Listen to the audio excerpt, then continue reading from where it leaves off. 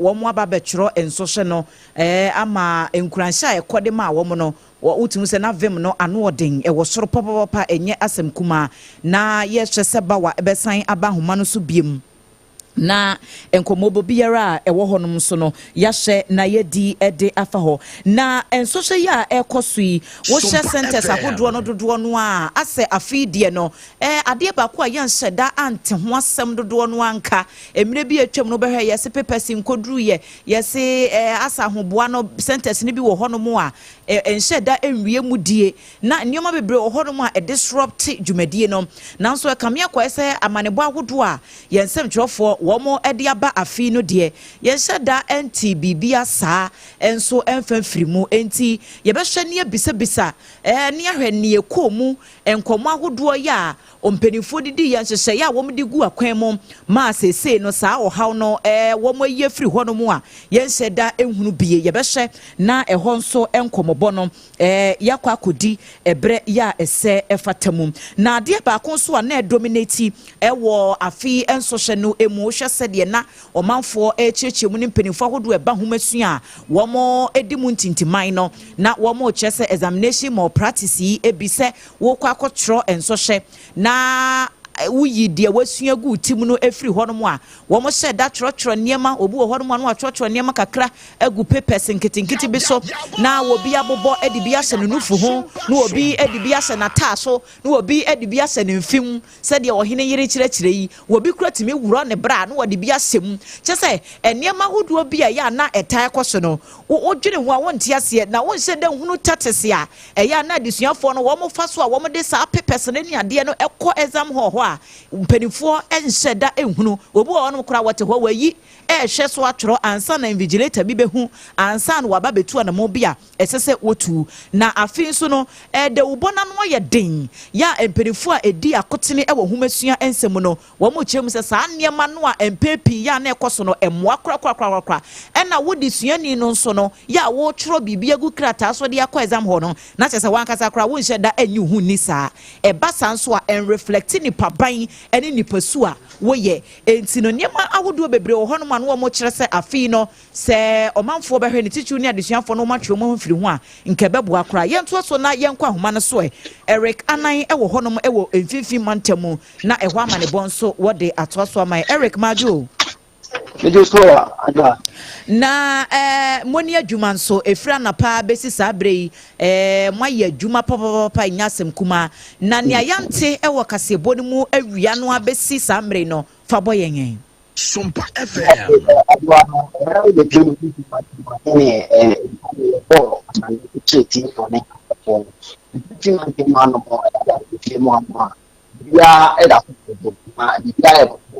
na sana no na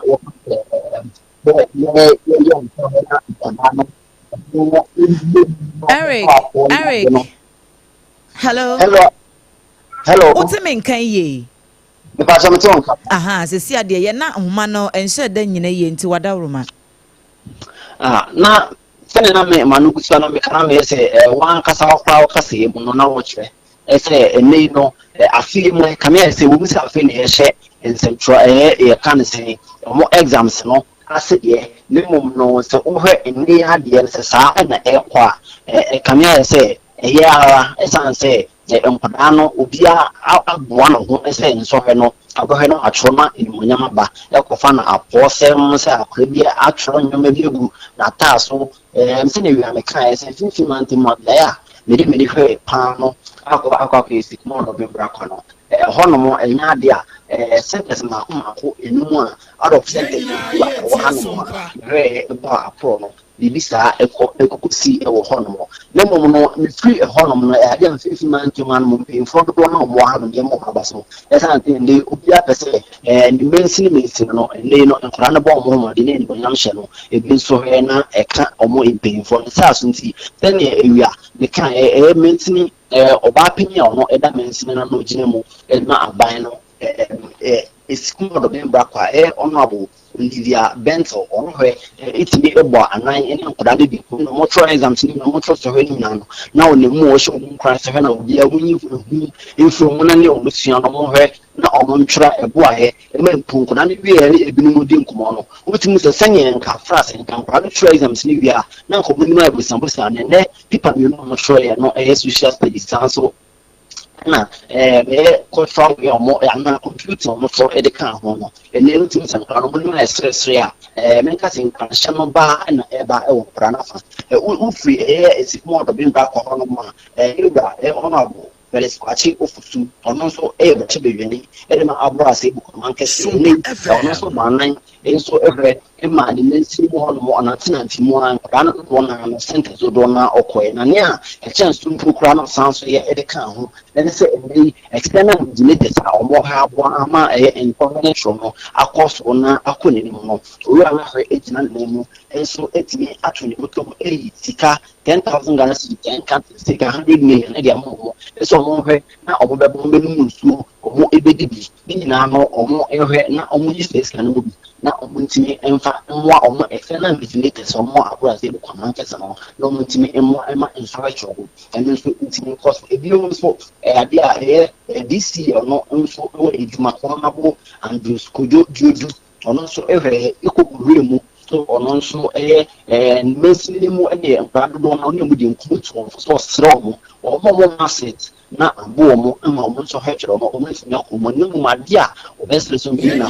apo so obeti se onne ana ochana no nkora no bi a omo ewo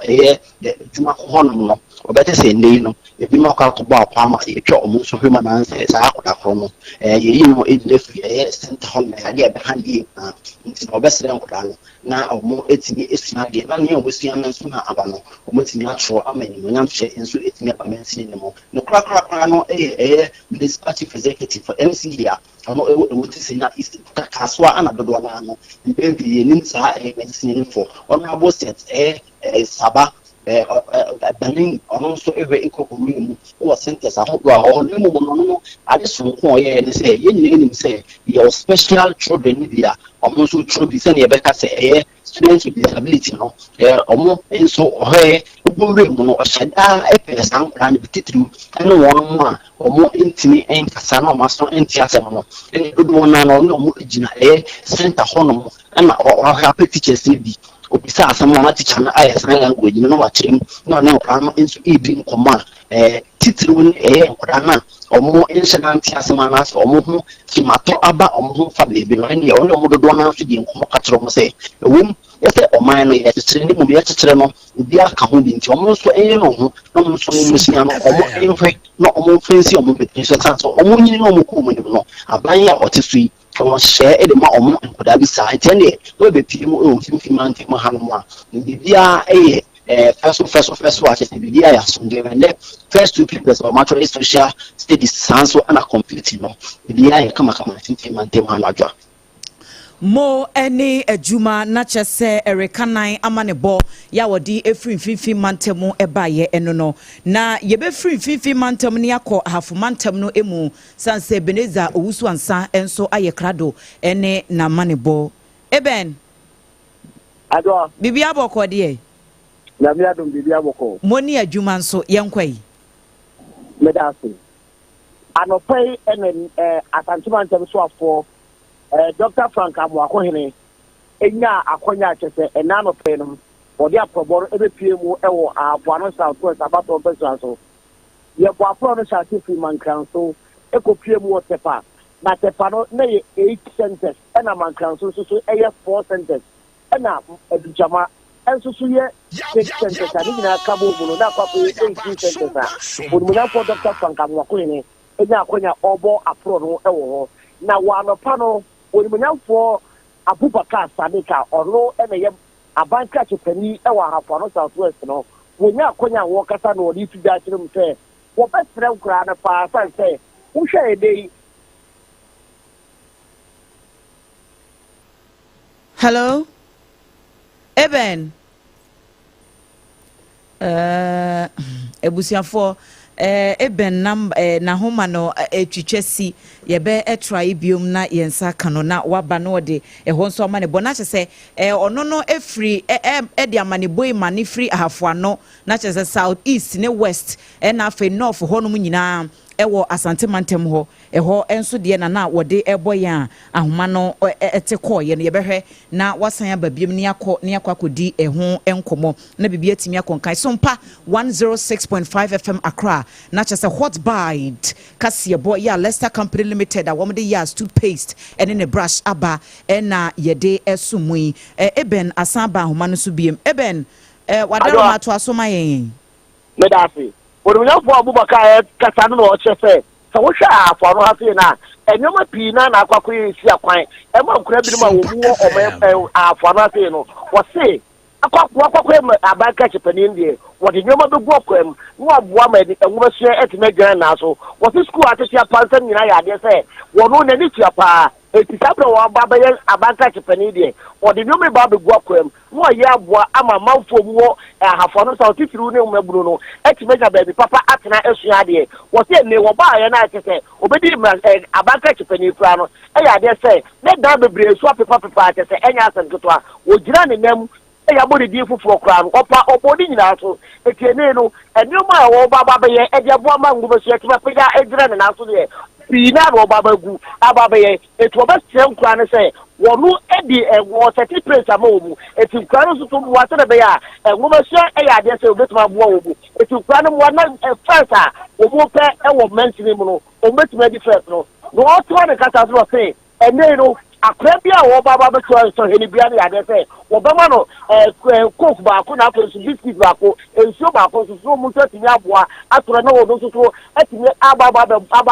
edi ni yam atoro ni yepa to mo mu fa ehu bia nso mu wo kasa wie na ba region minister so say wo no wo kwakwa for the region e de e ya de say enyoba obeye e de aboa ma me ngoma so ejira na so no obeye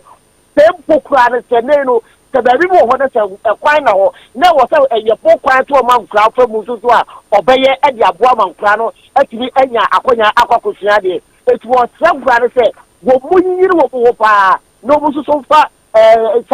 ngoma sia no enkore ne no mu bu asere be ya don drama de mama wo ba fu free bibia so be fofofofofofofo e wa santememu etu wo se wo so munyiri omo enu ati ne wie kra no abaka tipanya wo no e wa hafaro south Onunya for Ayamba Nelson enso kasa no chese enei yo beye aboa ma nwoma sia etimaga na so no obeye to obetire obu so bia enyi ne yam no onya adwuma no eti tete me no kasa de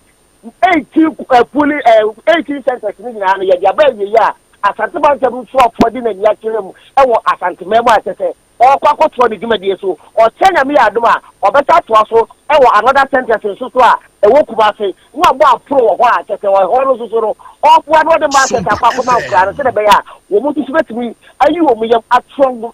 so he no ama so he no so wo man kadi mu nkunim etiane de adwumadie no ye de ba wie ne wo tenya me adoma ye beta to so ewo apro bo ne market na ye che no wa se Mo ene ejuma yensentreni Ebenezer Owusu ansa na mane boy odi free hafo no south east west na fe north honum nyina eba ye na chese wo hwe de yekoso no a mantem ahodo no nyina ya de senso hwe no akoso kama day one ne de wom de yakogu ya yante atinkaboni bia anase bibiboni bia emfamfiri honum se obi hu mfa no ana bibia etesa enti no na chese eho asem eno no na yebekọ akodi enkomo sanse ensembisa hodo bebre no a wo honum a esese yebisa efa dwumadie ya ekoso enei eho enhyehya ahodo ya mpenifo di gu akwanmu aso afidie no bibi foforo bi ewo honum a ye hwe nimu se wo ebeda no adie achen de da nanka eya yenim se ye chiro bi sinsohwe bi a etai ekoso no asoye hye ehumasua ensem so waye kefo GS4 ene wo mo kebie wo mu nyina no edien na wo mo aye no soronko ya ama afi ensohwe no ebi ebeda nso edi afri se de da ya na afi bia so anka yehunu no Sompa 106.5 FM Accra so enie hot bite kasebo ya nana KJC Leicester Company Limited Madaroma eso yasene wo mo enede yaz toothpaste ene ne brush aba ya we no ebo wo se no ho ban ukoda wadidi awie no a wo kwa akoda no na wodi bi atwitwi ansa no wada wo sori anopa nso a ansa na obepie efiri wo dem asi abonten no payaz toothpaste ene ne brush na fa twitwu se boa ema wo se no enya hoden eyi kaka ene enumukuro ne saa nneema no nyina edi firi ho mu enum te kama etu ni obi kasa na kyese oben wo na wo so oben no confidence ni akukuduro mu na woni nipa no akasa wunsuro akire kura eye 0501619588 na woni wo mu edi nkomo sara so na ahumka heat patch yeso de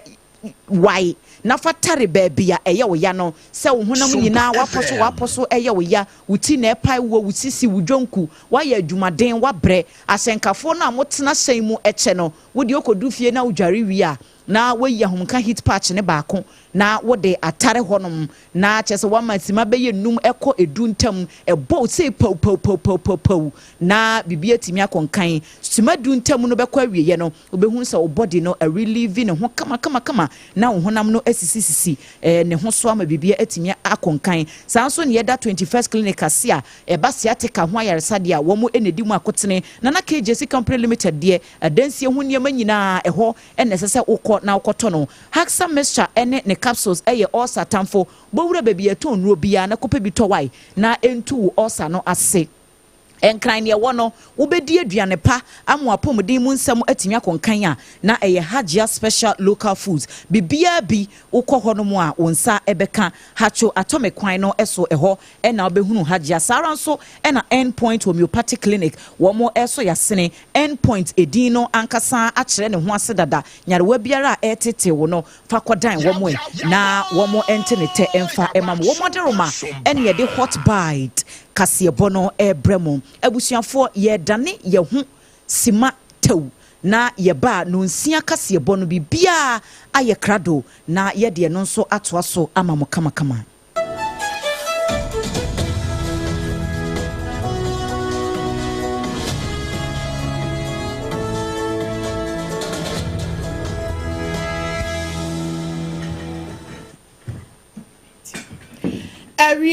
Adishima ma hot bite kasieno ne nsoso no ena yede mamo no na yahye ne nso se ekoso ewo SOMPA 106.5 FM ACCRA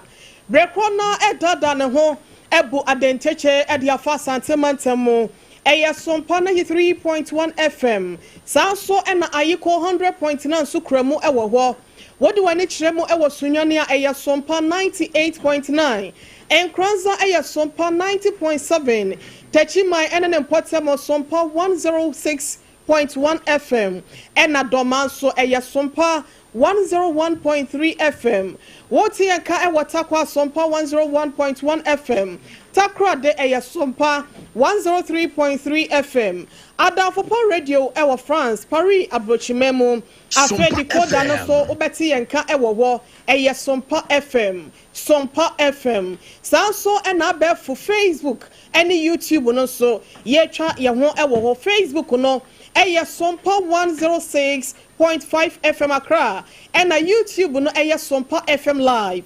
www.sompalive.com semno ye krukra ni nyina bedema e de akwakosi wonte no wokwa obetimi asane bi no akenka bi e de afri wo ensem no ayede eto aso no de obetie bie wo mu e na edidi suei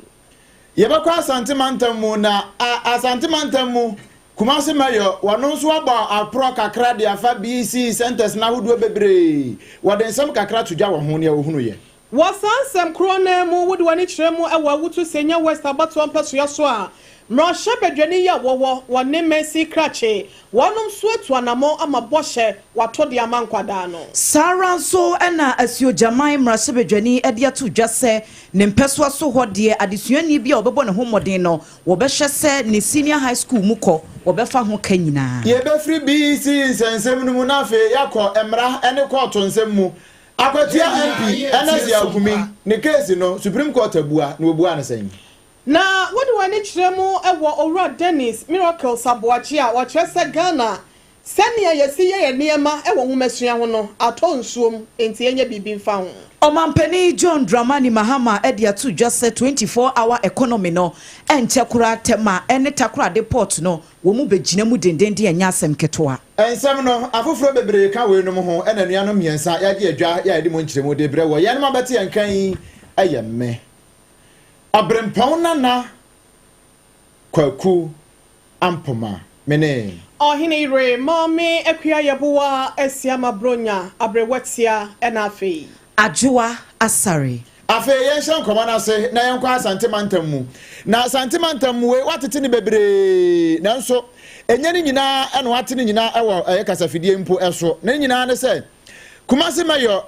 Richard Oforiajeman Boadi dodo na afra no dodo na afra ni Kinzuba na Kinzuba ena wano so waya se wantena no to so sanse se asantemantam titiriw pa ya wano so KMB wano so na mfinfin ho no nkwada tworo BC so hwe no bia na so no so ba nan no de nani ekwahwe ne omu ye nyina na afei enkranhye bia wose wode ma won no wode ema won no nti wano so na omonfo etefa montre so ene won ko school so ahodo bebre emu na won ko duru hope na ohunu wom no so oh me wofa asefo me nananom ne memma munyina momra na memfa asem wei entomonim aha na ya tse ene da akwaya baako ne ho dodo no nti ene kwaya resabia ena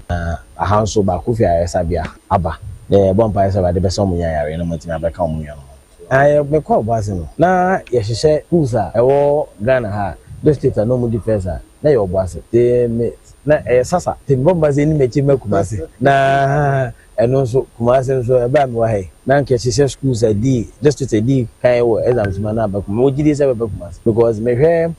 ahobobo a that education hema omo na mo gidi se abako wei Kumasi mayo Kinzuba no wo wie ya nso ho a asantemantam titrupa ne Kumasi Metropolitan Assembly no panipa ya ohwe agomasuya ano anaso da agomasuya anaso ya no ewo mpatam ho no Yewura David Opon wono so kire asa no kure enkwada ne baaye no wo bia comport ne ho sef kama ama wo kan sei centers are true examinations 35 and wo Kumasi Metro ha and so far the obo Kumasi Metro ha boni bia ensi ha benim se nkwala no ani gi obo de ran so hwemu ni ahoka obo de ran ombedi mpini no matumi ato aso absentees no ye ba ha die nipa baako na ya tese wamba other centers no this afi na yama officers nso open quality wei opani friend say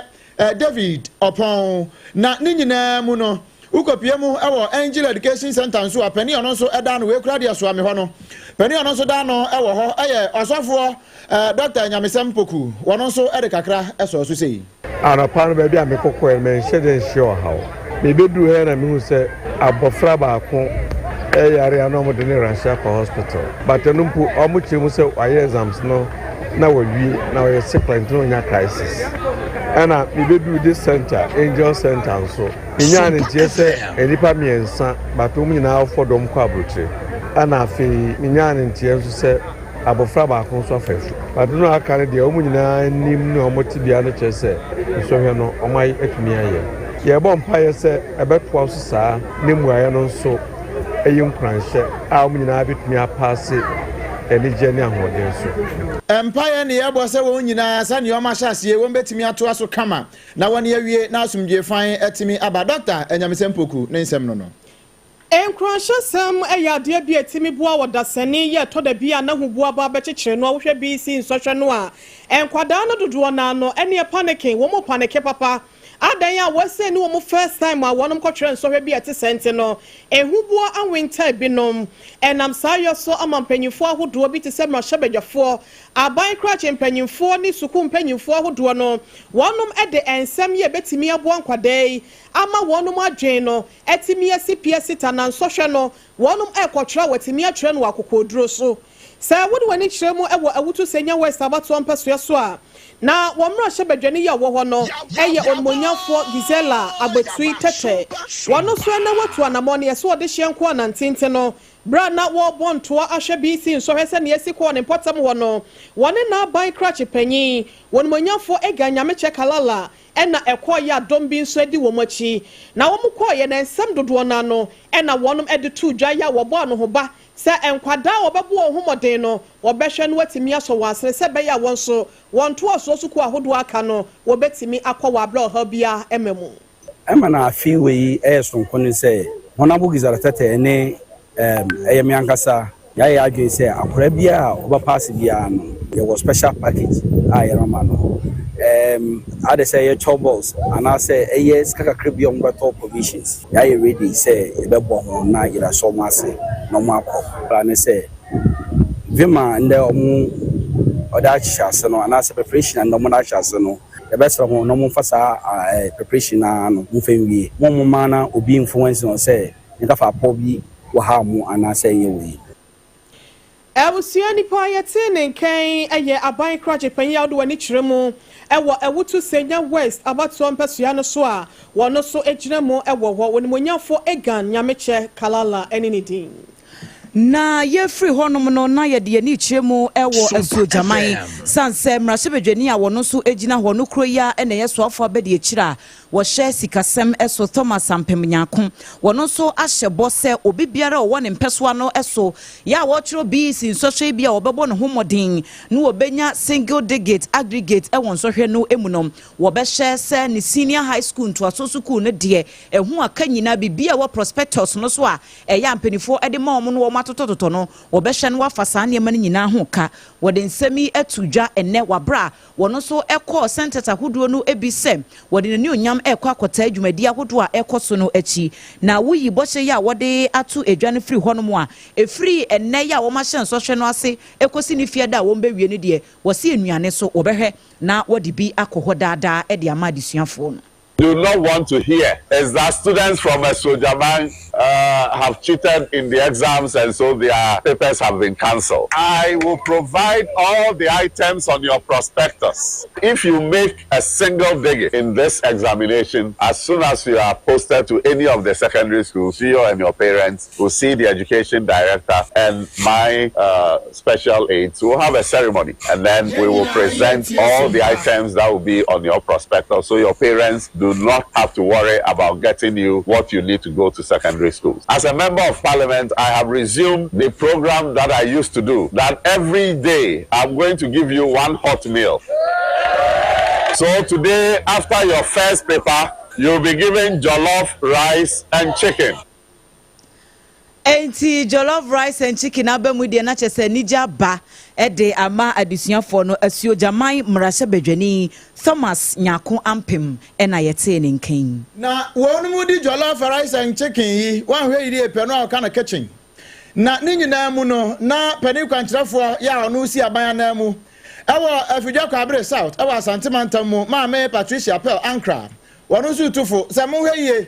enkwada yi na mama jollof rice and chicken yi anko didi mutrim na nu achi no man hwe yi na obakọ no ne woni trim nyina jollof rice na fe wobekọ akodu ho na akọfa pepa bi se na o tie mpo e hot bite so ono anim ho no na adwo akire mu binum kurampo de pepa no de sheshe ba bia sabre mi de makaya mi ntimi modin sa no ho ntimi de sheshe ombrezia mu ne ba bia bre eno na ma me pelankra ka kire de suafo na ho ne se munnim na mu ko wiewia wo so hwe no mu ne edi kan ne atoso mienu mu we hu na okope ne nyonko wo bitimi akope obidin esa de ka ho sa de no nye wan hwe yie ne ababia wo pese wuduru e wa abrabo mu mpu no nya de ya wo beduru enye hu bia ti se da de omotro nso hwe omatro fi omonkola bema besi sabe nti omunya akomatoye mu na omunji erade ndi se nyame na manyansa ne nimde nyame beboa wo mo apode kunya apa I just say it's not a true reflection of unyansa ne unimdia nyame de ama say chiro mo say so wo apo no ne ye chewa wo da chi nyina asai we say bi twa pepam nso a utimi ntoa so enkowanim o pepam a untimi ntoa so enkowanim wa bra bo no apem senior high school ya de abetimi akobie wo kasa wie ye say kim ena pani ono so eda ngumasua no ewo empotam ho no a municipal education directorate ho no eye opani David Akomia wono so di sei ena afutuo ema eye awofo ena ebi eso adesuafo no so sei saluted for excellence in terms of BC. Since I came here, the former directors, they all did their best, and we maintain our standard up to 90% and over, and we have been maintaining the process up to this time. This year too, we have a total of 4,972 kids that are writing the BC, and virtually it's always a half situation for the boys and the girls. God being so, we've been to about 5-6 centers this morning with the Honorable Municipal Chief Executive for the municipality. All are well this morning. We've not heard of any chaos, any malpractice going on, and we've not also heard of any pregnancy issue-related matters. As at the time of getting the centers we have visited. Amani boy nyina no ba bedu enu nti wa amananso hwa wo wie ye pe enu aso se aban krachi pani akasa na director of education so akasa de a eni adesuafo mo ankasa na mutimu gya ho de na mo hu ye mo tro first pa wie ye no stress social ni IC na emu ye bai we si nana pressure ewu se eneni first da ma bante na yeti mbese medisa ehu ne besa ba china bio Elimination, they didn't get tight by the teacher. I have a cat. This is the cat. Can think of an energy visa. Think of an energy visa. I say easy, a very easy pan, and my and I say, Usian South of so when you see on corner, to me.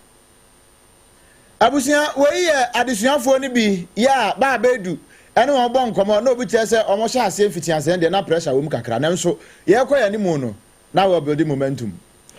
Now we're building momentum, no, Nina da, and now Koreamo, and one kita udia for Tene de Mayera Dr. Mahmoud Baumia, ne 2024 campaign in Moa, Yera Dennis Miracles Abuaje. Penny Swakasa at Ressa Ghana, no many at the Quasanua, and Yamasiano, Yadasu Ediatre. Watch Ressa a brebu ni mwana kuobu ni mwende kuobi kurabono wase ya mfrene tilapia usho maika ne mwa eni ya curriculum no ewo mesuya no shisha ya dia ya wonwa ya dia fa ho ya didi dwuma ewo mu no enya dia wode wani kire mo ewo eye abefo kwan afen so no amansan so ekwan so a ye ne wonum enhia wo ba bia watch Ressa ne ebroda ne ho nti no obesresa mpanyifo nso ebesesa ne emem se be ya tete kwa asem ya wo mesuya ne BC foi wo mo huna mane se obe wanse supervisor bo begina ne so a obe pupu kula power se de bi ukobo apo na bi pupu guo mo ho na bi pipi guo mo ho wase sa ne mani nyina no etwa mu nti Ghana yes se ehuma sue ne mu na bibia so nkon kan fama ye. And then when you go to the science students also, once you're doing biology, chemistry, elective maths, physics, you get it. But the flexibility that these students in the Cambridge curriculum have,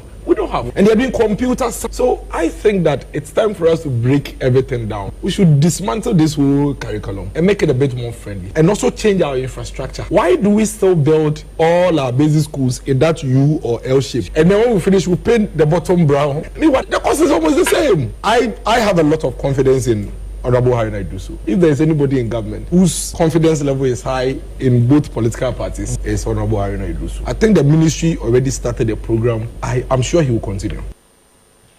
I will see any pie and Kane, Yera Dr. Mahmoud Baumia 2024 the campaign team Yawa Pie no. One no and a Nayankita will be able for Tine and Manuel. Yera Dennis Miracles Abuaje and I Kokoti no. Aban ede enhyehyɛ sunku bi egu akwamom ya ne nyina no efa 24-hour economy enhyehyɛ yo mampani John Dramani Mahama ene na ban yi womo ede ye campaign ya womo ba ye nso ampampa womo kyese brewie duru so womo de enhyehyɛ no begu akwamom no womo amfra hu sesebe enye kasa bi keke no womo ka na emom no womo be ye adwuma no am womo amfo ahunu esomfaso enti womo mampani kyese nyame yadom a July ni de di kan ene womo be roll out san enhyehyɛ no na tema port ene takura de port no womo kura ena yede ombedi kan enche 24-hour economy no womo ebehase edi hu dwumadie wo honom a na kyese abre bia ya obekọ honom no eyade se adwumade ebi ekoso pa enye asem kuma omampani John Dramani Mahama edi nsem we nyina etudwa enne wabra na Ghana Horticulture Expo dwumadie no ekoso ewo enkrahasei na wo kyerɛkyerɛ ne nsemu a na wo se we no eba beboa am womo abo Ghana enuane ahodo ampempi kura no ye di free oman mu ekọ amanone womo be hye niema mu kina ama bibia tumi akonkan wo so bo oman mu aye wo niema bi ti sa brobe asosode vegetables ahodo herba yi enhabama ne ade ne nyina ewo mai emu a emfie bi a atwam no okọ amansan dwa so a anka won hye da ewo hode enso ya na edini ena enye oban bia so na abekokora wo benya Ghana bibia to ewo ho enso saa economy 24-hour ya womde baidie a ebeboa ama saa nhyehyɛ ni nyina no ensakere kese pa ene bebem We're also implementing a game-changing strategy, the 24-hour economy initiative, to unlock Ghana's productive potential across all sectors. And I'm pleased to announce that on July 1st, the 24-hour initiative policy will be ready to go into operation. This policy will provide the framework for continuous production, processing, and logistics in horticulture. It allows perishable goods like pineapples, mangoes, chilies, and herbs to move swiftly from the field to ports to international shelves, minimizing losses and maximizing value. And I'm pleased to inform you that the Ministry of Trade and Agribusiness and Industry and the Ministry of Transport are working together with the Ghana Revenue Authority, the Ghana Ports and Harbours Authority, the Ghana Shippers Council, and other stakeholders to soon declare the Tema and Takrady ports as 24-hour ports. Ene ya yekoti esesia yi eye omampeni His Excellency John Dramani Mahama. Abusia oguso ya wutie kasea no we ye hot pa ni bi nto aso. Aya de ma e SOMPA 106.5 FM Accra. Na ato apete e ye stations ahodo ni nyina oman mu ni amonone. Ena afia be fo ntentan fidie no nso no ye agigusu ba bia na ye to akasea no so ni akwa akopie mu e ensam foforo mu. Wo ensam foforo mu no ye go Supreme Court. Atiefo be kaya na enum ho ye to abawie ye no. Ena amanfo bi etabiri eye akwati amra shebedwani a saabra no na wosusu se wanya mra shebedwani na won nhyeda nye ne ntum se mra shebedwani watabiri asam no ne kopie court ewe Kofodia High Court ma Kofodia High Court mpo mre bia waye senka MP Krampon ke yanko che no yampam ne mfiri na konya oteso so oni mu ogura mra shebedwam yanche no ama nam so ma MP ayaka na asemi Ernest Yakumi wabano na ne se akwati star boy ene ne mra nimfo a Gary Osaini Mako wo mu nyina ka ho we Gary Mako mafo wo mu ka ho no bie no wo mu antra wan to so kra asam no on tabiriye e de Kofodia High Court e de ba ya be pie Supreme Court ena me ne o ka say Supreme Court akwa asam no so asetena na won trans ya wo kire say nipa num ye trans ye no na wo mu ye twintontoni nyina no na say emu nan se asam no nso bia nyina mu enti ya mu asam no ntungu na fei Ernest Yakumi wonfa ne honkodi na ne nyina mu no lawyer Comrade ya wono ekasa edema legal team ya ekogina Ernest Yakumi na namu ewo Supreme Court no wono gina amsimpi anim e de sem wetu nsentrefo anim. By decision of 4-1 today, the Supreme Court has agreed with Counsel Nimako and said that the contempt application, its hearing, and the subsequent conviction on it all has been quashed. So as we speak right now, Honorable Ernest Yakumi remains the MP, the elected and valid MP of the good people of Akwetia. On the second issue was the matter of the petition itself. On that, the court said that the judge, the Leonard Trial Court Judge in Kofodia, can no longer sit on that matter because his conduct has shown that he should not be allowed to continue sitting on the matter. So even though we may go back to Kofodia, but he won't be the judge to sit on the substantive matter. Anti wambako Kofodia de nanso sesi aye kasa ide nya de se obetimi agina ba bia kasa Ernest Yakumi Akwatia star boy wanyamra shebedwani correct one agina tumpa wambako Kofodia nanso amfoi kenken kwa wo wie ye pe na mranim ni ono so gina mu wo NDC afamu onimanyamfo anaza pani Henry Boachi Yadom wono so kire se oh na nkanya ne woni penie nanso Supreme Court akasa wanjitum. Yes, the Supreme Court has spoken, even though we are yet to get the reasoning behind it. But essentially what they are saying, it's not really a 4-1 majority decision with regards to the first one. And so essentially, per what we heard from the Supreme Court, the petition stands, the matter would go on unabated. But essentially, it is the contempt that had that decision of the 4-1 majority decision. So we will go back and then we await the reasoning, and then we will advise our clients on the next way. That notwithstanding, there is still a valid petition. One of the was still a valid petition. Nansutie, Conradu, and some of the two Jana, so when you know you can kwa baby. Nanso Henry Boachi Yadom, Ranimni, one of say. Say be a wine antias ye MP for lawyers no wine temrani ye dia. One go tie ni ye san say asam no egusu gina ho. Egusu jina wanwa na kane National Signals Bureau Director General Yewura Kwabena ADWOA he wano so na asem na daso konkonho ya edaso ejina ne naso ye kase ya no asem no ewa asem dibia ama wahye ne senka wonhwe na ne niema ahodo na japade owo biada no wontimi emfa metodwa esan sebra na wono eye panyi kwantrefo ya woda NSB nil ano no eyade ya Ghana sika photosambese Ghana cedis no 49 million Ghana cedis ena wode ma no se wonhwe nanka abefo kwan a ye befa so obo ye ho ban de afa kronobo ho no no mu de akwakoto akade ne niema ama no asimu ye no wachesa panyini de aye nsase ama wone ne yire ene ne nyuma ko be semienu ye kasa de wonum ejina court na wonum ko ye na wanfa ne niema ne japade amasa no enam sayo so ama deputy attorney general Dr. Justice Ramsai wano editu just say hwehwemu wo ho a wose wo mankasa no wonum pebra ni adagye na wonum etimi ayo esanse panyin no wo ya aya so brachre asana so no eya ide seta bi kawuro bia ede pa ya wotwe a entwe ne sayo so ntene wonum asetu asem no ede akwakwohye bosom ye womi no ne da etoso aduonu ensia ne nyina mu no ena ne lawyer panyin Yewura Dr. Samuel Atachia SOMPA kasefo ye ne twetwe nkomo wa bra ne court asetena no ekwa awie ye yentie nsem a wode tuodwa. Well, so far they filed a whole mountainous list of documents. It's taking time to look at it. I hold the humble view that it is not the full thing because they are supposed to file exculpatory evidence. What does that mean? All the documents that will aid the accused person should be filed as well, and that is clear by Supreme Court decision. So what we've looked at, we filed a motion that some more disclosures will be made to aid the accused person.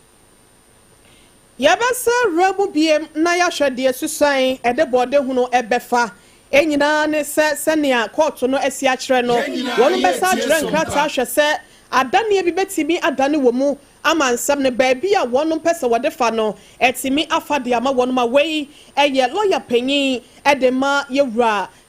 Kwabena ADWOA he ye frano Samuel Atachia ye toa kasebo no so ede amamwa ne ye kɔ Asante Mantamum atwuma Nwabieja South constituency na emabunu bi a ewo hɔ no mu a wo mu bu afu ya ye gye di sɛ wo mu ye National Democratic Congress NDC amanyɔkuo no emabunu wo mu kyerɛ mu sempanifu a eda party no ano ɛwɔ mpɔtam hɔ no wo mu ne wo mu enini ye kura ansa na abato 2024 ebekɔ so ena empanifo be hye wo mo bɔ mabunu monyere mo ho na monya adwuma o mo mo adwuma den no wo mo so ayere wo mo ho na nyame ya dom na NDC aban edi nkunimu na wo mo ba enyuma ebebusu ama mokura mo benya bia ya ama ebefuno mo no wo mo se ne tichu pa bo sha ye de ma wo mo ene se Youth Employment Agency eye waye ne nkura bata ewo empotem ho no mo de wo mo ba na se boys no ebabunu wo mo kura na eba beda adwuma na no na fe wo mo so mo wo constituency ho a wo mo abo adwuma ya adwuma den ama party no aba power no wo mo so yapia bi asehye bia ye bia ebetimi abo ama wo mabra bo so etimi akonkan enso ye to aba wie ye ya NDC aban di nkunimu a ye se party mpanifo akofa sebe amanfrafo bi afri baabi se wo mo mrameda adwumakuo no ano ya wo mo ho no mo ye adwuma no wo kwa kope bi kura no a na akwa ye den e de amount mabru no wo mo te wo mo gumbonte so pusu wo mo kakra ye dede se wo we de wo ne pa no wo mo soundo e de amampanifo e da manyokuo no ano e wa atwuma Nwabieja South ho se ni manim ya wo mo ahwe na sa wo wura no a wo de na ba ho no wo manyina mfiri ho amma mabru na nya adwuma nya ene wo mbetia yampa ne wo mo wompotem ho Kwabena Frempong ene ye emabru don frefo abedi akire ema NDC amanyokuo no e wo atwuma Nwabieja South wone SOMPA kase e kasai so we has here no pay we ya seminar na abrinya ne se youth I watch Nwabieja South ye campaign empanyifo me ati ase se ye adwuma no ma party ba power as a youth employment why ye na ye de na be fa yemrante ai be tena office wo se na be ya yemrante na ma ba na no mu campaign ye adwuma no omo be hu omo na adwuma kan kra bi omo pae na betimi abo omo manya adwuma na aye ye nkwati a ye tene se ye do bi fi baabi nipa ne ye nim baabi ofuri ni din kwanim na ngindum ene ntine ya bo chenkwa gina se ye ntia se ma obi ama se oba aba be ye adwuma e wo ha se esi asema ye ka kire ewura ne se ene se onti atwe media start onti esufre na o mani si yewura regional minister so say yese no asema ne ma ye wo atwe media start ye kan se why dwumadi ne wo ha se no ye ne ayamrante na ye yi wo mu se fa ma ye no me adwuma no ene ya yekotie ye eye kwabena frempong wono na ukọ atwimanwa bieja south abato mpeso so a woye emabunu donfrefo abedi akire ema NDC amanyuku no na emrache badwane ya ogina ho ema adehia ye wo mpraiso abato mpeso so ewe poye mantamu no eye Davis opoku ansa dodo na afre no OPK ena wodena no ato nsem bi enrada ena osoafo ye ohwe nkitawodi nsem so eye onumnyamfo Sam na Ate George dodo na afre no Jata George wadi aba bontre no waka se hwe no kranie Ghana ha wanu se waka bi pa data bo ayese hwenemunyi wo twene wan hwe ye ya wati skin no kra to nsam nanso obeto bawie no na ketekete mampole asa atate aba shu lazy ano na takosi no ndi ama na wanu wadwene ho a wonte ase ye waka bi pa enam so emo ba ya so afoi amanfo agya agu ni trimu susu gya de agu ni chemu kire se honorable do something ampa enra wa yan santrefo nhye kire se no kre wanu ankasa data no wotobi wonim se na yete wanu telikosu ifo nyina kasa ama wan nyina ya krado se won betete so no matoto so kama enu nti wade bo no a won beji nyina ba ye any data bundle no se na won be ye no nyina no ene enra mpo ene nano pay nyina empo for God and country so anwumre mpo no wote kakra enu na Davis opoku ansa OPK edna no atumi no chese nya ne ehiani Sam George nya ne ehiani enye data say ya tete so anasa we nya ya man bigger bundles ne hwan no enye ne hia mama Ghana for deserve unlimited bundle entinka we say 100 cities na auto adwa na nka bosumi wujina mu saa bia unlimited enya afa ne de e ma ha gig bia ne mo mujina mu saa bia bosome na nka ajina mu saa na wo bosim eno na OPK kire say eno ne ne Ghana fo hia essence wo no wokofie no akwamprae so abato mpeso ya so a ne manfo no wo bia peso odi internet titiri pa ne adisuafo won peso adisua de nanso woto kakra bia nasa enye kakra ode ka honde ama na emom oye no unlimited ya wo ani beje ho. You pay a fixed fee and get unlimited access to data. That is what the Ghanaian people are calling for. Not a reduction of prices and for that matter an appreciation of the CD because the telcos are deciding that okay, because the city is appreciating, we want to reduce prices. So you come out to announce this and think that you are doing something. Wait, and man say you just come out and tell us as if you are doing something. As we ye bibia ma nya ho abotrepa na de ento asonko na ye befa ba ko afiri akire ho de ahyem we nyina eye Davis opoku ansa OPK nu achese Sam George nye ne ehiani ye ne yafata na Ghana fo emosi emfanye oso afeye remwen ewo Ghana yafoma gudie tuo ho ensemo na Ghana Chamber of Mines wonom ene eye abedwekuo ya wonom ehwe yafoma gudie tuo no ho ensem so na nsanyada ena wonom etimi yensesemu ewo wonom panyifo ahodo ya wodi wo mu animu kan no na ya kasa ya de panyipa ye nei watimi aboni din so no enema meyeti brekese metre chief executive officer emadwumako no eye engineer Dr. Kenneth Ashigbe na eno na nkofo bi kase oho wedie akoye se politics kakra ewo mu ayese mpanyimfo ayede wo mu banyina no akoye abanya wosi soyi ne nkofo ena dadafo na yapia wati kwasa won kofie ni nyina so no asa bandada na breso ene ede wo mu sisi wonti wese de enka baya nko mu njai na adwuma ne semia e wose ekro no wonom ema ne nkosa sansam kika wese ye ne nam framemu aka ho bi ama Dr. Engineer Kenneth Ashigbe enu adawa France Central for share mood in some todwa wo kasabra waje akasemu no ensemu a wo ka nyina ne se wote sansam ni bia eya no wabunua ede agu wasum wase Ghana Chamber of Mines no wonom edemra ene ye adwuma ebie mukurampo no tamu da so adwuma bi a wo beye so be ma beye bi wa meye ni nyina da enti edru ba bi na se bia wadwuma na wo ye no si eyi wafiri wode ni pafoforo aba behyemu a na ni nyina no eye ne yie mu ase beye adwuma no ebetimi afo ne ntam pefra na dwumaso ye wo se panyimfo ne akandifo ne die no wo betimi adi ama na siyenti e na ama na basa na wo kire se nyese wo ba ne nti no ensese mo mapa bia cheso bia no na wono mo de ba ye ba betimi aba ba ha dwumakuo no anase wona wo ka bie wom e wo adwumakuo no ene ho epopoye ho na wo kire se sania na sitie dada no ano wonom e be hye mo kena eno nti wo mo ka bie wom ewo eye chamber of mines ni mo no wonom no mbe koso ato kese na de sefata se wo ye na etimi bu adwumakuo no na magana ye fom agudie to no so no bibia etimi da no kwan mu na etimi aboa amoma Ghana ye nya sika e de abompu ntudwuma e de ahwe ye ho no wo se saade no e nenei wo ba beto aso ti sensemu a etete saade na framemu e na se politics ne namu e na aban kwafo no de o ma ba be ya kandifo e ne ade no wo se ni nyina da ye mo ne bongalat na ye nhwe se ni nyina no e ye ne yie mu nti e na mpanyimfo de sansan no e ba ye wei e ne ensam kakra ya e free e ye Ghana Chamber of Mines for wonom aboboa no e ba ye so yada ne ebiachi e de amamu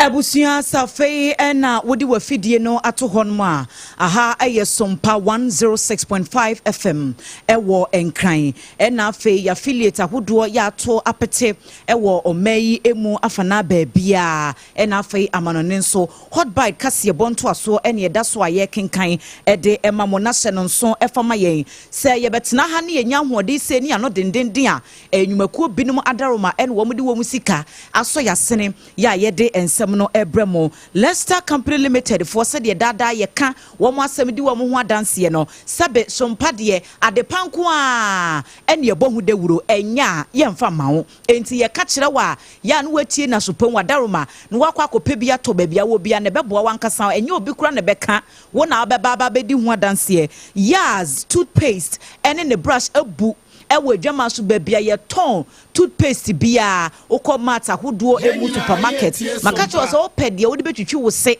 amu anum ate ada honom ya wo kasa wo nko blow fuse ngu obia so a eye Yaz toothpaste ene ne brush kone kope bito na enye ye wo se asenkeka wani nyina emfamfiri ho emma enye fita enti wo sere a na 32 ni nyina guso fuvem oha bia eni akire saa pepepe anopa sori apebitwitwi ose udidi wie na adwoso okwa akodan so a na odi bia twitwi ose kama na bibia atumi akonkan number no eye 0501 619588 0501 619588 ahunka hit patch ahunka pain relief hit patch yensia no a anka bua bia tiare we ye be wi aso de kase eboyi eso na ye ho be ye ya ne ade stress no do so no ye duru fie ne edware ya bebia ye o ya se usisio se udwonkuo se wabetio se utikura na epai wo a udware wie ya no wa wai bi we ye firi raba num kama no wa wai na de atare bebia ye o ya no simanum eko eduntam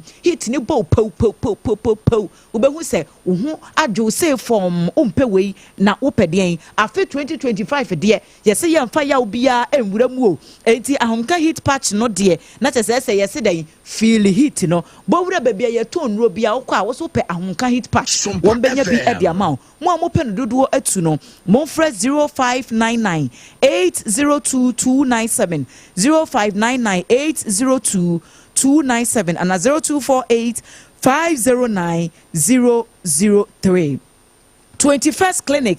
sciatica expert womo ena edi kan ena foforo so esua womo enti wadaworoma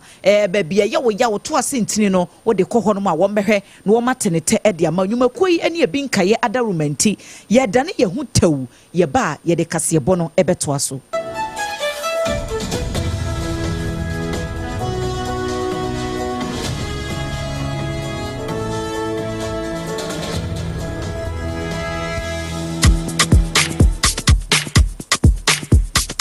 KWAKU, minim se why she. Me cry man nane. Now so ebony show one basso. Malehon sepeno. Ebony condoms comes in different flavors and available in all pharmacies, chemical shops, over-the-counter shops, and pubs. For bulk purchases, contact 055-230-0075. Ebony condoms, Ghana's most pleasurable condoms. Make it worth it. We got strawberry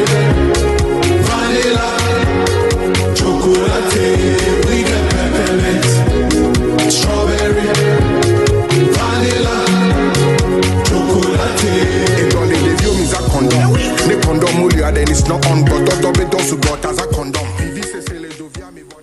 Endpoint homeopathy clinic. Ghana had the obi enim say your prostate. Na baby omutimi ye screening ema hu ni ye etu asia. Na e endpoint homeopathy clinic. Anase e kidney, e liver problem. Ho fa baby ena adjujo. Na de friend premature ejaculation no a be ma bi a wo ne wodofo akwakwahia. Asa wo di ne ho agro. Asa wo tonte. Ene ye bra endpoint homeopathy clinic. Na ye moa wo. E ma ne mema mo pa wo. E ye endpoint homeopathy clinic. Wo mo demu fua. Yare bia infections bi ne wo ho. Anase bia wo hwa wo fa baby na adjujo kidney problem prostate de eye endpoint homeopathy clinic ahenema kokobe kumase baako ho ebe angel educational complex no na Accra hanso so de wo mu ginemu ankasa e was painted bebre friend share signboard no huduro na ubusasa wo pe endpoint homeopathy clinic obi a ebe kire for endpoint e wo 0244867068 and 0274234321 endpoint homeopathy clinic wo mu demu fo eh medo edra no pa wutimi to wo boase etwitwiwsi o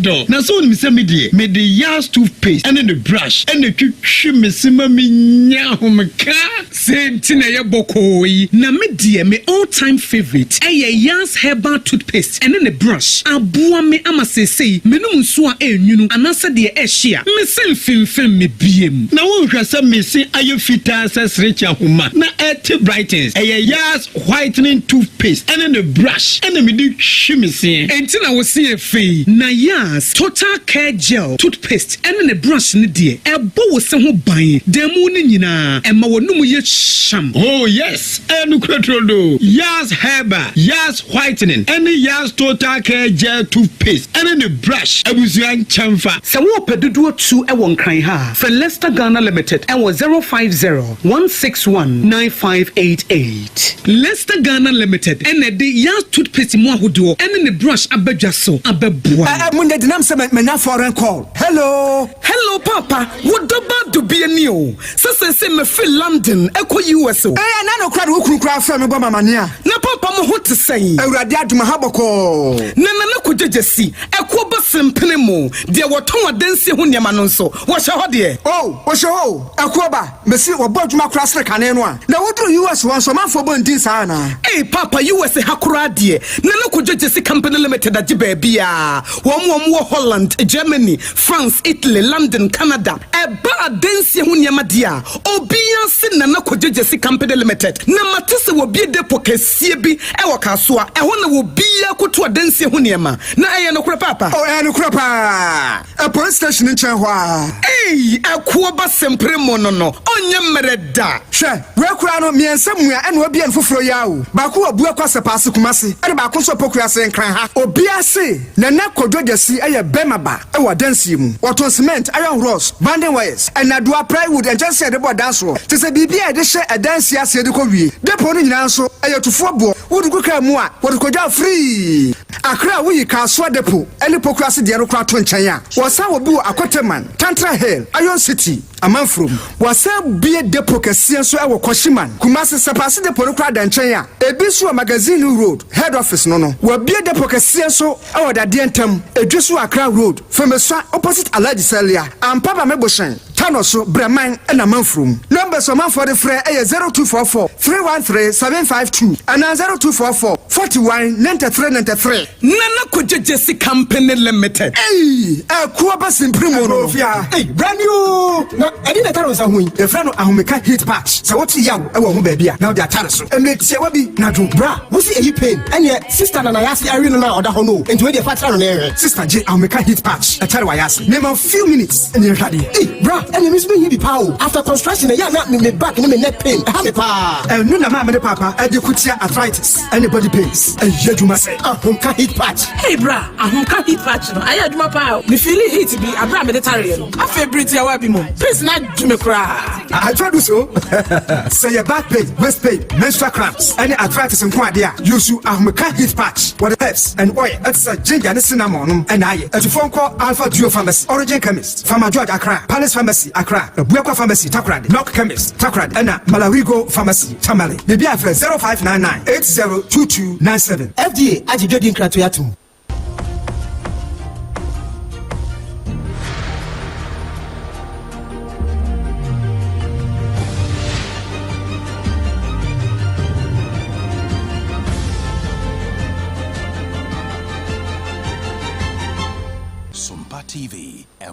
ketuapa Emma ketuapa ampa ebusuafo ye da munyina se se matwen ye amyadane ye ho ede aba na ye toa ensem no so ede amamo Oswafo ya wo hye akobedie eso eye Joseph Bukari Nikpe opanyini ede adesrede eto domestic airline operators a ewo mai emu se sede sidi no ahode abamu ya akire dore ya se na motuo mu ye bonudo no ewo honom no wo mbesre sa daworoma wo so enhye na wiamuhyen a yefa ewo Ghana ha ya no wo so wo ntetebo no so kakra na entimi emwa wo se nansemu entemu asidi ahode eba mu yi eya hyenkafo ewo mai emu GPRTU ni wo mkeka ka ho no wo nyina atiase se sidi na ahode abamu di na kyese enema bo nso akofom kakra enti ehu behia so wo so mbetete ti ahyentuade bo no so asase no de na nhye da nkoye nkomodi ahodo bebre wo honom adrobafo no kyerese na yentete so no spare parts no o mo atete so enso enkomodia wodo bebre akoso amante asa ye dwuma ye kasa de wo mo atete transport fares no so obia akoma to ne yem enti sade asenkafo no ne pepepe no wo mbesre se domestic airline operators no wo mo so emfasa enwu akwamu na entumi muwa Joseph Bukari Nikpe ekoso akire ne nsem no ene wo se ade ba ko ha adwene ya amasa asem we no akwakoye boache bidini se Ghana hano domestic airlines no na chese nkomo ya yedi we ne ye planes ya ebi etufri nkra kokumase nkra komentifi do mantem a ni nyina wa Ghana ha se ehwo asem ne ka wo se domestic airline operators no wo mo nọọso companies ne nọọso enti as a competition bi enhye da eni wo mo ntem eno ti na ase ye kan ekra no wo mo empeso mbeti na so pam wo mo de adiduma enso wo se wo mo tu sa na mo no a anka anya bi kura no wo ha mo chichemu du no mu ana du kura no a ebetimi aboa ma wo mo so a wo mo furu wiemu hyen wo Ghana ha didi wo mo dwuma no wo mo so eho ebetimi anha na wo mo kakra nti we de adesrede en wato de amane wo mo a ye hwe anim se wo mbeti na so pam na wo mo so wo matu na mo de afri honom na ye free sansem no mu ye free ani nkire omampani John Dramani Mahama akache mampani de atu dwase ehu benya se ni menim ya Parent Teacher Association PTAs ewo schools ahodo no emu no yensan famra se sia na wose MPP no ya na mre bia atwam no nka yedi school ho nkoma na homesua ubo se school bi kura be take decision bia ye to nsa de fra wofo no mo mbetena se emo mo to adwene hwe de ye beboa nkoda no ansa no wo mbesi gina bia wo masi enso be ye mfie kakra ni ase PTA no ye ya asinche kura atu baabi se wo mo de sebe ye yi wo mo asinche ansa wo se sa na mari nyina ka ho bi na ama akuntabuo akofom kura wo schools ahodo no mu sebe schools no bebre ho no mampanimfo ededa no ne wo mo pe no wo mo ye sanse ne wo mbesi gina ya fa no obi antimi enka foko emfanfa ho wo se sa na no enya de a ebeboa kura enti ehu be nya se ye besan ede ababiem omampanyin de nsem we nyina etudwa wabra empanimfo eda Ghana National Association of Teachers na tadwumekuo no ekọ na so ewo Jubilee House ene yenti omampanyin ensem ni bi. Be engaging you on the Education Forum reports, but one of the highlights that I picked up was how to decentralize so that we have better supervision at the district level and we have better quality outcomes, because I think that it's easier for the education service to supervise and monitor schools at the district level than for us to try and do it from the center. And so that's one of the issues we'll be taking up with you. And then also issues to do with community and PTA participation in the management of schools. The trend everywhere in the world is to give communities a say in how their schools are run. And that's why I felt very scandalized when PTAs were virtually shoved aside and not allowed to be a part of the running of our schools, especially at the secondary level. And so I believe that PTA participation must be fully restored so that they work with teachers and the administration of the schools to make sure that the schools are run properly and that our children are getting a good outcome in terms of teaching and learning. Enti omampani His Excellency John Dramani Mahama nensema hudo bia wode tudwa ene ewo nhyiamudie no a wone natefo ekoye no ase ene eko ekotie na yemfiri ho yaka PTA de ene yenkonto aso school dum we ya school suapon de no university for no wo mo de no kakra ne ayate ne se aban age atomu ese 2024-2025 book and research allowance no baby ejira sesi a na fe die waje atum so betu ya de amawen na entumu no say na tie die pa aban se ni awo betu ya e de ama we ye senior members of the public universities and colleges of education ni nyina no 2024-2025 academic year no ni a obia abaje $1,500 nya Ghana cedis $1,500 book as book allowance and a research allowance no so $1,600 and your research allowance no SOMPA FM non-academic senior staff $1,500 as allowance where your book allowance dia no ni nyina so no $80 ne bia na ayama show ye ba calculate near the akọ ne CD equivalent enti ma won obi akitakita ne phone mon check $15,500 o de ko CD sia e ba ya sense say CD no anya hoden pa enti eno ene se ne yo ba ya no na wa kira se won be CD equivalent nyina no won be use Bank of Ghana average exchange rate ya na ye 15.47 to dollar no se ne na ye to dollar no na ye okope $1 na nka be ye 15 cedis 47 pesos no eno ne yede be calculate it is a wa what one of our phone no ye calculation no a for $1 ye 15 cedis 47 pesos fire ne sa na fe multiply by $1,500 and as $1,600 na wanya ne sa ni nyina mu no aban so be ko na chi akohwa de free afra se ebobosume no ne da na to so mienu no e de aba besi March bosumi wa afie we mu no eno se da na to so aduonu enwotwe na ka bia wo mu bia no aban de ama wen eno ye ne di kan afei ne to so bia ye be ba ne se we ya friend say required validation and audit control ansa na ban betu ya say sika we nyina de ama wo Ministry of Finance e betu ya say sika we nyina e de ama wen no wa ba say mu nyina anasa wo mu nyina no obi aka ne nkrata nyina bom kama na wa ordinary claims nyina ka ho na wa submit e wa bre ko a internal audit unit no wo mo audit ni nyina de akoma GTech fo eye Ghana Tertiary Education Commission na wo nyina so agi atum e de copies mienu e de akoma wo mo ka biye wo mu ni nyina ansa na se sika ya ye kan aban atua e de amawe abusia yankwansa foforo mu na say na special prosecutor yewura kisia jaben wo sai ekon kese e wo wonu marketare shop ye kanka dream day ni fakadam wonu nya akonya ebetuatua asoya ahodoa no afenso nyumako ahodoa no titru ni abaide no e ya de woni wonu e ka kire so yie papapa ya kane photo sanfo 1pp aban so ne yewura kenoforiata ne dia na aba panyin ama enu adakrampo na busuafo aba abonten abekasa ho kire se eye bia yewura kise jaben opese wode yi won dehye no enya ade a wani gye ho wo kire se wo hwe enema ahodo ya ekoso se Interpol red alert ho won mama papa yi mfonya akwakobobo ho se ye penu achininte no baabi bia do bia bewuni bia no won mabo ne wanted no wo kire se nya ade a wani gye ho na ye kasa ya no iyokofo wonum ne NIB wonum so aye hwehwemu den ni mwanimu ya efa ye rake no forieta bra na wote adwaso ni sikasem bia wo chese wode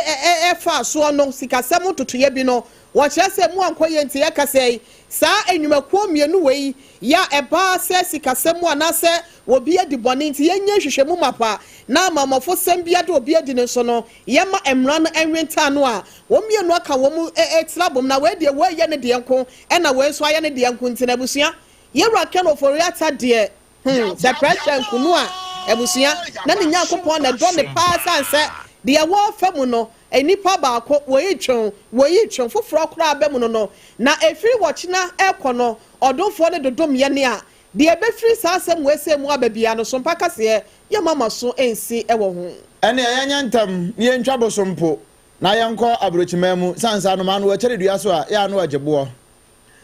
ena no efitidura ene nansa ne mpode ba no ene ya se kasea se ukopie mu ewo Austria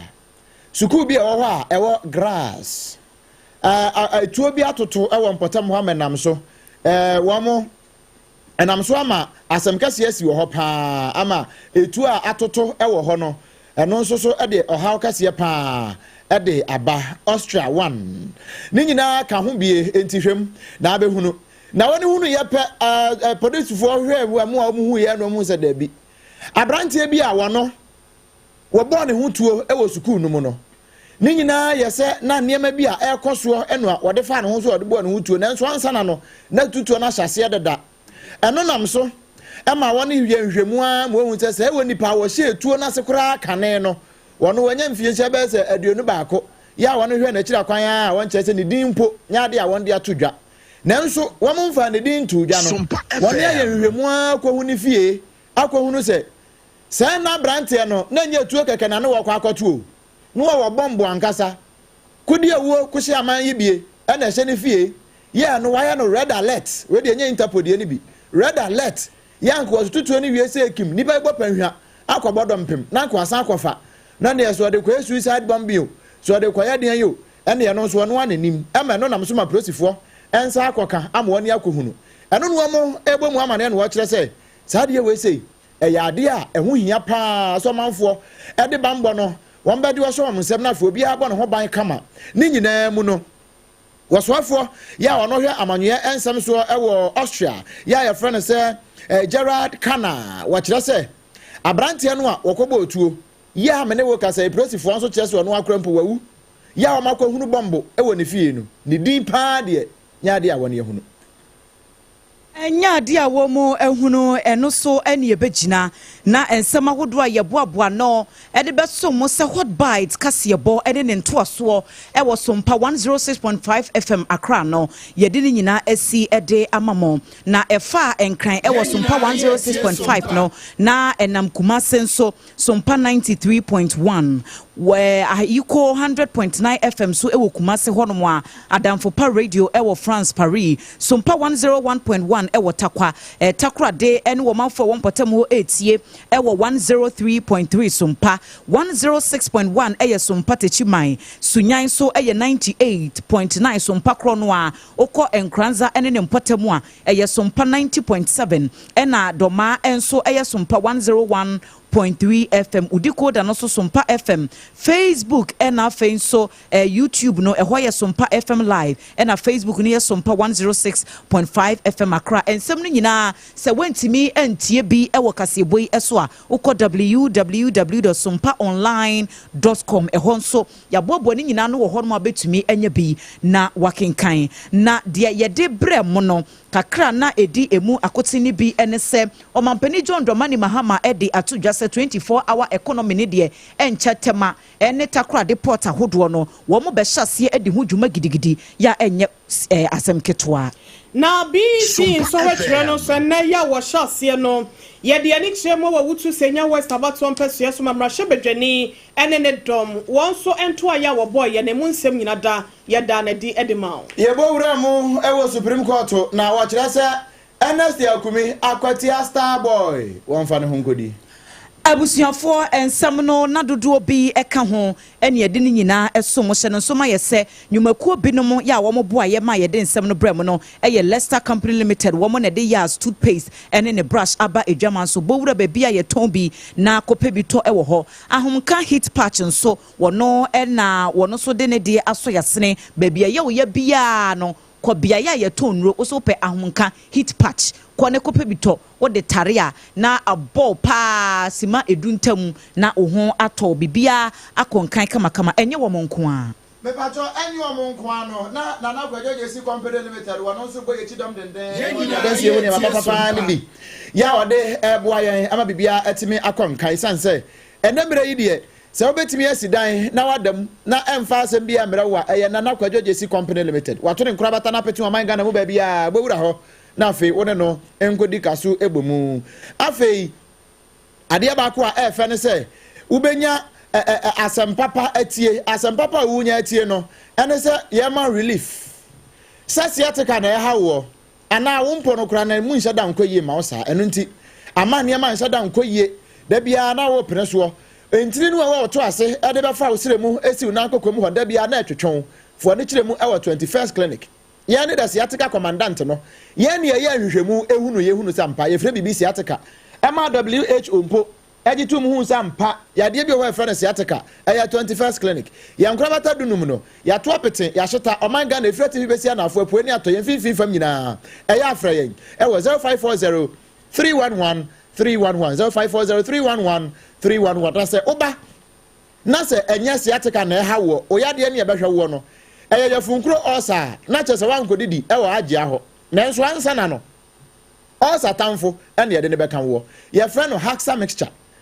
mixture ɛyɛ papa paa ya etu ɔsa side kude akɔ a ɛma bi ewu mepacho heba pharmacy shop bia mu benya bi ato na onso otumi de atu ɔsa no ase afɛ ubewie pɛnu akɔdidi ɛwɔ Hagia special local foods ɛhɔ ne aduane papa nyinaa fie ya uduru hɔ a aduane no ɛnya ache ɛne awe nko a why papa ne nyinaa no ɛhɔ nko a ɛna ɛwɔ Hagia special local foods wɔwɔ hacho ɛnkran ha ya atomic kwan ne so ya wɔ ne transition ɛbɔ ho afɛ yadeɛ bi a ɛha wɔ benkum ne fruit trinua no kwasi uba wura no ɛyɛ endpoint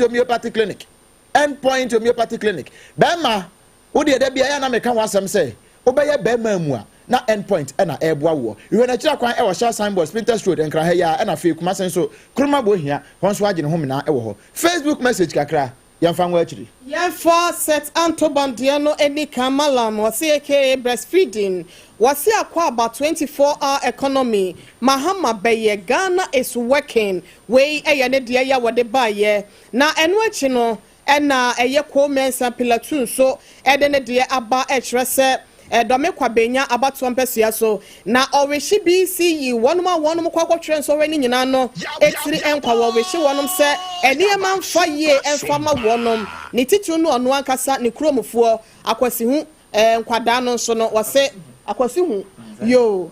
hu foɔ no nso no mo fa nkyɛme ɛhɔfoɔ nso wɔbɔ mpaepa ɛde ama wɔn na na akua mo aboaten ablekuma central na ɔde wei efiri baayɛ wɔkyerɛ sɛ aban wei se no Emma wonye ne ho se adane na emom onkai ne bɔhye bra wo so akofene mu na wo swan e wo 7th January mu no ensem wo woni na bedi akire ekaye no wonom ema wani enkɔ ho se beya ne titru ene Ghanafo nursefo ye ne wo mu esikasem ntomati atua no wonhwe nso so ano emfa ema wonom ewie ebusia ha senom ena hot bite kase no yede ne nyina esie enuanom basa ena enwumre yi yeje brani adaje eje akonwa de yeto epem so a yebe bi nsemi ede maamo midi di ohene yire maame akua yeboa esia mabronya abrewatia ena afei OBREMPONG-NANA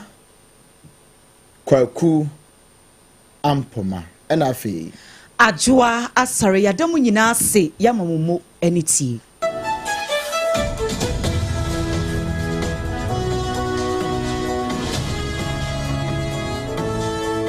SOMPA FM